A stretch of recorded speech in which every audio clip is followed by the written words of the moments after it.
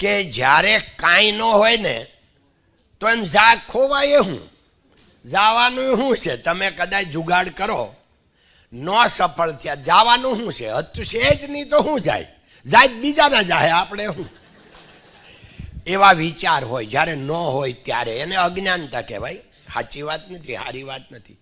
અમે લોકો સફળ થયા કારણ કે અમારા કોમ્પિટિટર અમારી જેવા હતા. હવે આજે કદાચ મારે કારખાનું ચાલુ કરવું પડ્યું હોત અને તમારા લોકોની સાથે જો મારે કોમ્પિટિશન કરવી પડી હોત તો હું આટલો સફળ ન પણ થાવ, કારણ કે અમારા ત્યારની સ્થિતિ હતી. પણ ત્યારે મેં કીધું એમ, સિંહને હરણ તો કરોડો વર્ષથી છે. વાત તો એની જ આવે કે ત્યારે પણ અમારા કોમ્પિટિટર અમારી જેવા જ હતા. આજે પણ તમારા કોમ્પિટિટર તમારી જેવા જ હોય. તમારે ક્યાં બહારનું કોઈ કાંઈ આ પૃથ્વી લોક સિવાય બીજાને હારે તમારે ઝઘડો કરવાનો છે?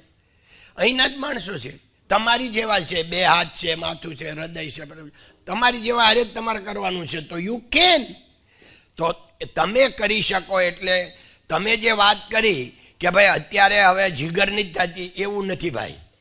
કારણ શું છે કે જીગર કરવા માટે આપણી પાસે પહેલાં વિચાર જોઈએ.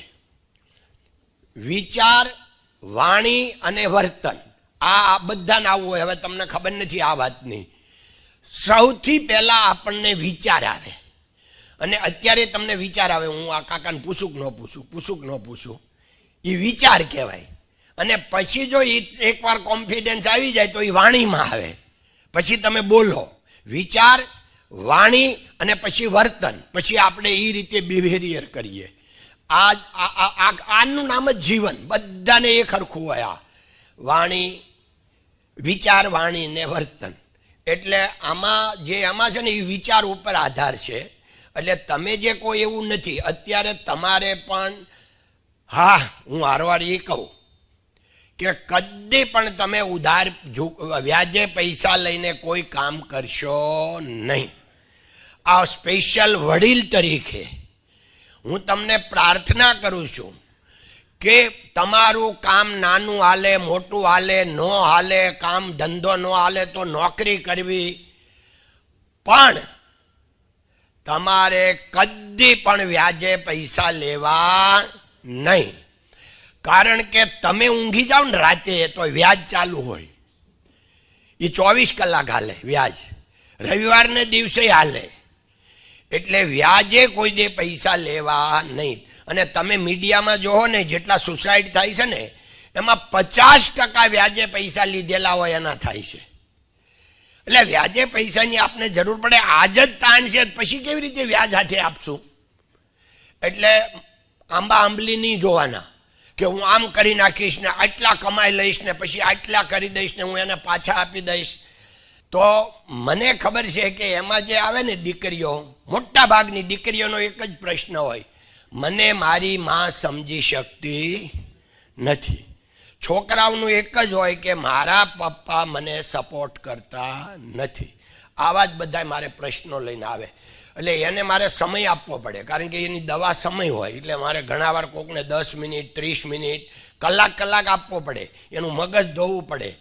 અમે એમ કહી, ગાંડી, તારી માં તને સમજતી નથી. જેને જન્મ આપ્યો, તને મોટી કરી, સ્કૂલે મોકલી, તારા માટે એને જિંદગી અડધી ગઈ નાખી, અને તને મમ્મી નથી સમજી શકતી. તને સમજણ નથી પડતી, તું મમ્મી નથી સમજતી. એને કરતાં ઘણા વાર બહુ વાર લાગે. એટલે આ સ્થિતિ હોય છે મમ્મી પપ્પા બેયની. એટલે આ તો ઘણા બધા એવા વાત છે, પણ મેં તમને વાત એ કરી કે એમાં અત્યારે પણ આપણે લેવાય જ, જુગાડ રમાય, પણ આપણી કક્ષામાં. આપણા પૈસા આપણી પાસે લાખ હોય, લાખમાં હું શું કરી શકું? લાખમાં બીજા કરતાં બેસ્ટમાં બેસ્ટ કરવાનું અને શરીરથી કરવાનું. અને જો અમારી કંપનીનું એક સેન્ટેન્સ છે, પ્રોબ્લેમ ઇઝ પ્રોગ્રેસ. કારણ કે પ્રોબ્લેમ આવે ને તો જ વિચાર આવે. આમાં જ કેમ નીકળશું? શું થાય? વિચાર આવે. એટલે મેં કીધું એમ વિચાર, વાણી ને વર્તન એ જ પ્રગતિનું પહેલું પગથિયું. પ્રોબ્લેમ ઇઝ પ્રગતિનું પહેલું પગથિયું છે. એટલે પ્રોબ્લેમથી કદી ડરતા નહીં. પ્રોબ્લેમને પ્રોગ્રેસમાં જોવાનો. તો એના માટે આ તમારે કોઈ વસ્તુની પણ, મેં કીધું એમ, મુંગેરીલાલના સપના જોવા નહીં. 2003માં અમને ડી બિયર્સના મેમ્બર્સ બનાવ્યા પહેલી વાર. ત્યારે નેશનલ મીડિયાએ મને પૂછેલું કે તમારી સફળતાનું રહસ્ય એક સેન્ટેન્સમાં કહી દો, એક લાઇનમાં. મેં એને કીધું એક લાઇનમાં નહીં, એક શબ્દમાં કહી દઉં, સ્વભાવ, સ્વીકાર, બીજું કાંઈ નથી. આમાં એવું છે કે તમે જે કાંઈ કાર્ય કરો એ થાય છે એનાથી સ્વભાવથી. સ્વાભાવિક કે ને ભાઈ, તો સ્વાભાવિક છે. હવે સ્વભાવ ક્યાં રહે ભાઈ? સ્વભાવ ક્યાં રહે? હૃદયમાં રહે. બસ, સ્વભાવ ક્યાં રહે? આપણી અંદર, આપણી અંદર જ હોય, अपने अंदर ही होता है, हृदय में. બધા જવાબ ખોટા. સ્વભાવ મગજમાં હોય, માઇન્ડમાં હોય. માઇન્ડમાં સ્વભાવ હોય અને સ્વભાવ શેમાંથી નીકળે? મનમાંથી. મન આપણે કહીએ ને આજે થઈ ગયું. અને મનના 4 પ્રકાર: મન, બુદ્ધિ, ચિત્ત અને અહંકાર. મન જ્યારે સંકલ્પ વિકલ્પ કરે તો એનું નામ મન. બુદ્ધિ એ જ્યારે નિર્ણય કરી લે કે આજ મારે યુનિવર્સિટીમાં જવું છે, એને કહેવાય બુદ્ધિ. ચિત્ત એટલે જે ચિંતન કરે અદૃશ્ય શક્તિનું, ભગવાનનું, પ્રેમીનું, મમ્મી પપ્પાનું, મિત્રોનું, જ્યારે ચિંતન કરે એને કહેવાય ચિત્ત. અને જ્યારે ઈગો કરે ત્યારે એને કહેવાય અહંકાર. મનના 4 પ્રકાર: મન, બુદ્ધિ, ચિત્ત અને અહંકાર. આ મનમાં સ્વભાવ, મન એટલે સ્વભાવ. આપણો સ્વભાવ ક્યાં રહે? મનમાં. મન આપણે બનાવ્યું ભાઈ, આ મગજ આપણે બનાવ્યું છે. કોણે બનાવ્યું? કુદરત. કુદરતી છે, નેચરલી છે. તો એની અંદર સ્વભાવ પણ નેચરલી છે. તો આજે તમને એક ટીપ આપી દઉં કે આ દુનિયામાં કોઈ સ્ત્રી કે કોઈ પુરુષ ખરાબ નથી. અને આપણો જેનો સ્વભાવ સુંદર એને બધાય કે સુંદર, જેનો સ્વભાવ ખરાબ એને કે ખરાબ. કોઈ આપણી સોસાયટીમાં કે ગામડામાં કોઈ દીકરી આવે ને વહુ બનીને સાસરે, પછી બધા જોવા જાય, એ ઓલાની વહુ કેવી છે જોઈ ઓલે. ત્યારે બધા જોવે, હું ખબર તમને આખી સોસાયટી, કે એ લાંબી છે, ટૂંકી છે, જાડી છે, પતલી છે, ધોળી છે, કાળી છે, રૂપાળી છે કે કદરૂપી. આ 4 વસ્તુ જોવે. પણ 6 મહિના પછી આખી સોસાયટી આવીને શું પૂછે ખબર? કે તમારી વહુનો સ્વભાવ સારો છે, ફેમિલીમાં ભળી ગઈ. પછી આખી જિંદગી હાલે સ્વભાવ. શું હાલે? ડોંગરીજી મહારાજ એમ કહેતા, જેનો સ્વભાવ સુંદર એ ભગવાનને પણ વાલો લાગે, વાલી લાગે. તમારા બધાનો તો બહુ સુંદર છે. આમે તમે બધા સુંદર છો અને સ્વભાવે સુંદર છે. So you are very. તમે કોઈ જે ક્રોધ કરો છો નહીં, એટલે એનો મારો સેમિનાર 20 મિનિટનો આજ ટાઈમ નથી, પણ ઓનલાઈન તમને કદાચ મળશે. તો તમારે હું એક ખાલી એનો ઓલું આપી દઉં કે તમારે સામેવાળા કોઈ પણ તમને ન ગમે એવી વાત કરે ને, સામેવાળા કોઈ પણ, ત્યારે તમારે એટલું જ વિચારવાનું કે હાલું મારું મગજ કોણે બનાવ્યું? તો ભગવાને. મારા ભાઈનું કોણે બનાવ્યું? ભગવાને. મારી માનું કોણે બનાવ્યું? ભગવાને. તો મારા ટીચરનું કોણે બનાવ્યું? ભગવાને. તો પછી મારી ફ્રેન્ડનું કોણે બનાવ્યું? ભગવાને. તો હાલું બધાએ ભગવાનનું બનાવ્યું, તેમાં એનો શું વાંક? ભગવાને બનાવ્યું તો તમારે એટલો જ વિચાર કરવાનો, સામેવાળા આપણને ગમે એવી વાત ન કરે, ઉલટા સુલટી વાત કરે, તો તમારે એમ વિચારવાનું કે હાલું આ મગજમાં કરોડો સેલ છે, કરોડો. એમાં એ આડાઅવળી વાત કરે છે ને, તો એનો એક સેલ એને આડાઅવળો ભગવાને ગોઠવો હશે. તો એનો કોઈ જે તમને વાંક લાગે ભાઈ સામેવાળાનો, તમને ઉપર દયા આવશે કે બિચારાને, બિચારીને આ એક સેલ ભગવાને ઊંધો ગોઠવો અને બિચારા ઊંધું ઊંધું બોલે છે. એના કરતાં જો ભગવાને આવો મારામાં ગોઠવો હોત તો, હે ભગવાન આપની બહુ કૃપા કે તે મને સીધા સેલ રાખ્યા, તો તમને ક્યારેય ટેન્શન આવે? કોઈની ઉપર દાજ ચડે? ધન્યવાદ. બોલો બેન. હા બેન એક મિનિટ. હા પ્લીઝ. સર, હું એક વિદ્યાર્થી છું અને અમારા જીવનમાં ક્યારેક એવી પરિસ્થિતિ આવી છે કે ભગવાનની જરૂર પડે, તો ભગવાન મારી સાથે છે અને સાચુંમાં ભગવાન શું છે એ મારે જાણવું હોય તો? ભગવાન માટે મેં પહેલાં વ્યાખ્યા કરી દીધી કે કોઈ અદૃશ્ય શક્તિ છે અને એનો ભગવાનને કોઈએ ભાળ્યા નથી, પણ ભગવાનને હું પોતે કહું છું કે મેં સતત અનુભવ્યા છે. ભગવાનને ભાળ્યા નથી, સતત અનુભવ્યા છે. કેમ? તો ઈશ્વર અત્ર તત્ર સર્વત્ર છે.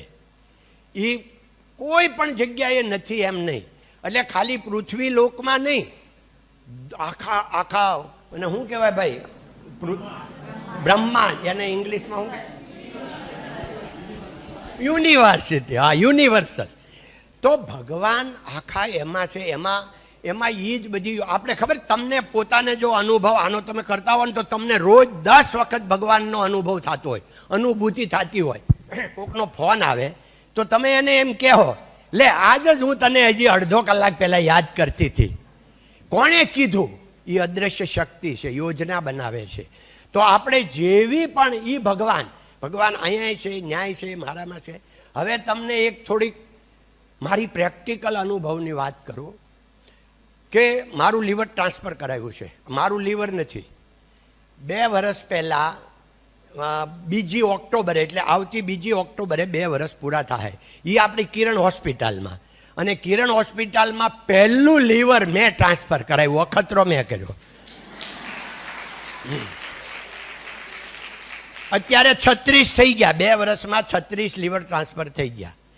હવે મેં હું કામ અખતરો કરાવ્યો કે કિરણ હોસ્પિટલ ટ્રસ્ટનો ચેરમેન હું છું, તો અમે 200 ટ્રસ્ટી છીએ. તો અમે લોકોએ હોસ્પિટલ બનાવી, અને જો આમાં આપણું લીવર ટ્રાન્સફર ન થાય હોય તો ખોટી બનાવી છે. તો બીજાનું થાય તો આપણું શું કામ ન થાય, એટલે આપણે એમાં અખતરો કર્યો. એટલે તમને કહું, તેથી આપણને ખબર પડે કે 50 વર્ષથી લોકો કહેતા હતા ગોવિંદ કાકા દાનેશ્વરી, ગોવિંદ કાકા બહુ દાન આપે. પણ હું તમને કહું કે ડોંગરેજી મહારાજ એમ કહેતા હતા કે ઈશ્વર જેને જેવો બનાવે એવો થાય. એને મોટો બનાવે તો મોટો થાય, નાનો બનાવે તો નાનો થાય, શેઠ બનાવે તો શેઠ થાય, નોકર બનાવે તો નોકર થાય, દાનેશ્વરી બનાવે દાનેશ્વરી થાય, ભિખારી બનાવે તો ભિખારી થાય. હવે એનું તમને જીવતો જાગતો ગોવિંદ કાકાનો દાખલો કે લીવર, મારી પાસે પૈસા બહુ છે, હાલો 1000 કરોડમાં લીવર મળે ક્યાંયથી વેચેથી ભાઈ? કારણ શું છે કે તમે કહો અરે ભાઈ એમ 1000 કરોડ મળતા હોય તો 2 કરોડમાં તો હું આપી દઉં. એમ આપી ન દે. 1000 કરોડમાં લેવાય નહીં, કારણ કે એવો સરકારનો વર્લ્ડ લેવલનો કાયદો છે કે કોઈ અવયવ વેચી શકે નહીં ને કોઈ લઈ શકે નહીં. એટલે એને માટે કોઈ જો લે વેચ કરે તો બેયને જેલમાં જવાનું. એટલે 1000 કરોડ તમારા પડ્યા રહે ને 10,000 કરોડે પડ્યા રહે ને 100 બધું પડ્યું રહે, પણ જો કુદરત તમને આપે તો થાય. હવે મને કેડેવર મળ્યું લીવર, તો હવે એ લીવર મને મળ્યું ને આજે હું તમારી સામે જેવો છું એવો ને એવો ઊભો છું. તો એ લીવર મને મળ્યું એને શું કહેવાય? મને ડોનેશનમાં લીવર મળ્યું. શેમાં મળ્યું? ડોનેશન લીધું એટલે હું છું ભિખારી. ડોનેશન કોણ લે? ભિખારી. તો આ ગોવિંદ કાકો દાનેશ્વરી હતો, ભિખારી છો કે નહીં? ઈશ્વર જેને જેવો બનાવે એવો થાય.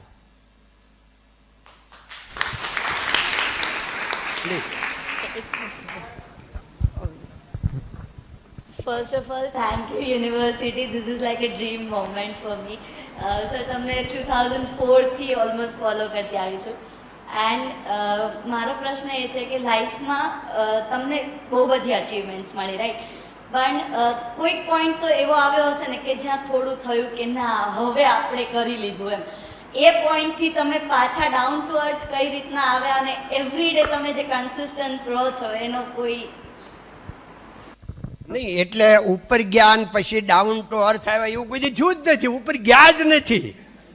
ઓ ભાઈ અહીંયા, કારણ કે મારી અસલિયત મને ખબર છે કે હું ગામડીઓ ગોવિંદીનું યાદ રાખું છું. આ બધું વધારાનું છે. આ મારી લાયકાત નથી. મારી કઈ લાયકાત ભાઈ? ભણતર નહીં, તો મારી કોઈ બુદ્ધિ તો નહીં, તો મારી કોઈ ઓળખાણ કે મારા કોઈ મિનિસ્ટર મારા દોસ્તાર થઈ ગયા અને પછી મારો ભાઈ મિનિસ્ટર થઈ ગયો ને એને મને આગળ લાવ્યા. મારા પપ્પા પાસે બહુ ઓળખાણ હતી, બધા ખેતરમાં તો મોટા છે. આ ખેતરમાં 2 વાર તો મને વીસી કાઢ્યો. 11 વર્ષ સુધી આ પગે ચપ્પલ તો ભાળ્યા નથી. હવે આની કઈ લાયકાત કે એ વર્લ્ડ લેવલનો ઇન્ડસ્ટ્રીયાલિસ્ટ થાય? આજે તમને કહું કે કંપનીમાં 7,000 લોકો કામ કરે અને 15,000 કરોડનું એક્સપોર્ટ છે અને દુનિયાની 100થી વધારે કન્ટ્રીમાં એક્સપોર્ટ થાય છે. અને તમને જાણીને આનંદ થશે કે એમાંથી 95% માલ બધા જોયા વગર લેશે, ઓનલાઈન વેચાય છે 95%. એટલે 15,000 કરોડમાંથી 14,000 કરોડ તો એમનામ વેચાય છે. હવે અહીંયા ગોવિંદ કાકાને કોમ્પ્યુટરના સીની ક્યાં ખબર છે અને છતાં ઓનલાઈન વેચાય છે. અમારો સોફ્ટવેર SRKનો આખા વર્લ્ડમાં, ડાયમંડ વર્લ્ડમાં નંબર 1 છે. અમે જાતે બનાવ્યો છે ઇન